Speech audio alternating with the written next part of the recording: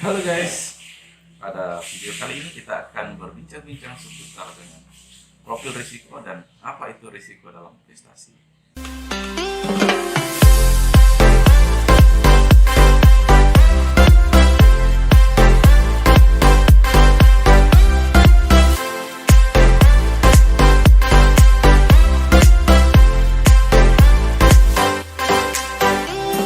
Nah guys, kita perlu tahu nih bahwa dalam setiap kegiatan investasi tentu kita tidak akan bisa lepas dari yang namanya risiko.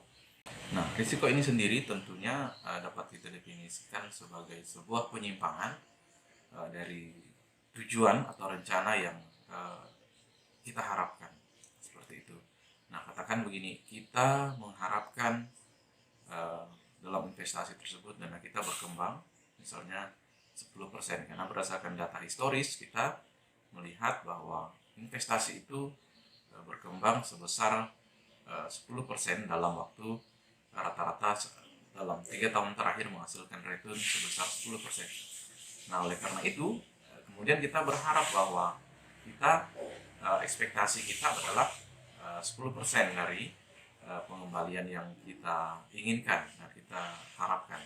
Nah, kemudian dalam proses perjalanan kita melakukan investasi dan investasi tersebut tidak sesuai dengan apa yang kita harapkan. Misalnya kita sudah menghitung berdasarkan profil risiko dan berdasarkan data historis, kita hitung juga standar deviasi, kita hitung kovariannya, sudah ketemu di situ angka yang sangat kecil. Kita sudah tahu misalnya ada kovarian di situ sebesar 3%, itu artinya ada penyimpangan 3% dari situ. Maka kalau boleh kita simpulkan dari rata-rata 10% itu paling rendah ekspektasi kita terhadap pengembalian investasi tersebut adalah 7%, dan paling tinggi adalah 13%, antara 7 dan 13%. Nah, setelah kita hitung ternyata dan kita berinvestasi, ternyata 1 tahun berjalan kita nggak tahu nih terjadi misalnya gejolak ekonomi baik secara nasional maupun global. Dan pada akhirnya kita melihat bahwa investasi yang kita harapkan tumbuh minimal tadi 7%, kemudian maksimal 13%, nya tidak terpenuhi. Pada akhirnya kita menjadi lebih tidak percaya diri untuk investasi tersebut. Nah,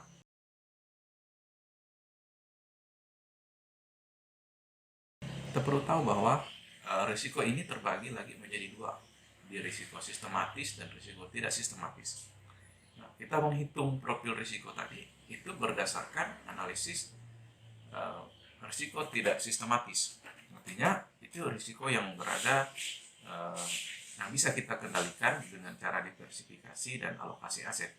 Nah, sedangkan risiko yang sistematis ini artinya berada pada di luar kendali si investor, bisa jadi dari faktor makro ataupun faktor yang tidak bisa kita kendalikan seperti inflasi, nilai tukar rupiah, suku bunga, misalnya juga ada gejolak di pasar global dan lain sebagainya.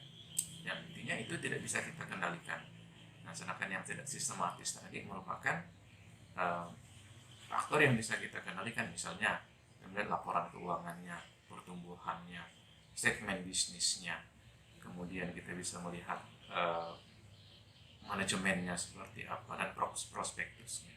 Nah, dengan begitu kita tahu. Tetapi yang tidak bisa kita kendalikan adalah risiko sistematis. Nah, kenapa kita dalam setiap investasi itu harus menghitung terlebih dahulu berapa return yang kita harapkan dan berapa risiko yang bisa ditolerir dari aset tersebut. Nah, dari situ kita bisa berpikir bahwa risiko investasi tersebut disebabkan oleh ini 1, 2, 3, dan toleransi risikonya adalah sebesar itu.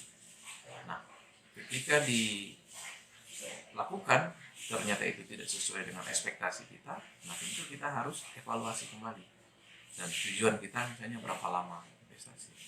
Nah, itu ya teman-teman. Jadi saya kira pembahasan singkat ini bisa menjadi pembelajaran kita dalam berinvestasi.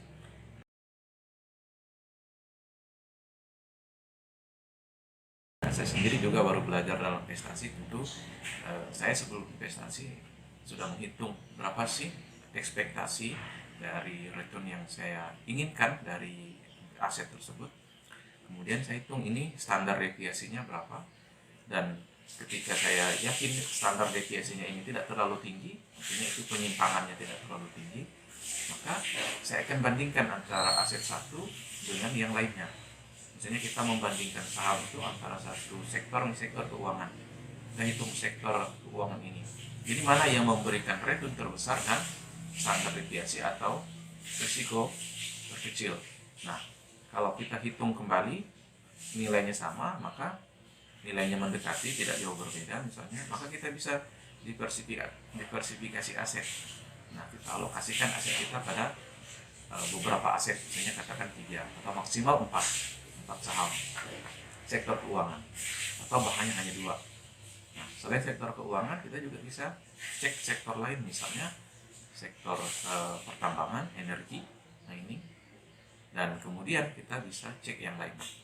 Nah, dengan begitu kita memiliki data sebelum kita berinvestasi, bukan asal tebak. Jadi kalau kita dalam berinvestasi itu harus ada hitungan, harus ada dasar yang bisa kita hitung, bukan asal tebak-tebakan ini harganya akan naik atau bakal turun. Nah, kalau tebak-tebakan itu gambling, itu judi. Jadi kita tidak bisa mengharapkan tebakan kita ini, tidak selamanya tebakan kita ini benar. Sedangkan data historis saja yang bisa kita analisis itu bisa di luar ekspektasi kita. Nah, bagaimana dengan yang tebak-tebakan yang tidak ada dasar perhitungan? Nah, demikian teman-teman. Jadi ada hal tertentu yang bisa kita berikan energi kita untuk melakukan perhitungan. Misalnya tadi kalau kita lihat, kalau kita mau investasinya di aset, kita di saham, maka kita harus belajar tentang seluk-beluk saham, mulai dari analisa teknikal, analisa fundamental. Kita juga belajar chart. Ketika kita sudah merasa yakin, maka baru kita melakukan investasi tersebut. Jadi bukan langsung terjun pada market.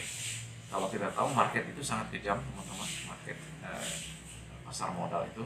Kalau kita tidak tahu, kita langsung nyemplung, kita asal pilih aset, maka besar kemungkinan kita akan mengalami kegagalan. Tapi kalau kita mengetahui, kita belajar, maka kecil kemungkinan kita akan mengalami risiko terburuk, atau bahkan kita tidak akan mengalami penipuan dalam hal misalnya kita tahu sekarang itu adalah investasi bodong. Oke teman-teman, demikian pembahasan singkat kita tentang risiko. Jadi mudah-mudahan pembahasan ini bermanfaat. Jangan lupa untuk like, komen, dan subscribe di video kita kali ini untuk bantu channel Catatan Daniel. Dan saya Daniel, sampai bertemu pada video berikutnya. Salam satu frekuensi.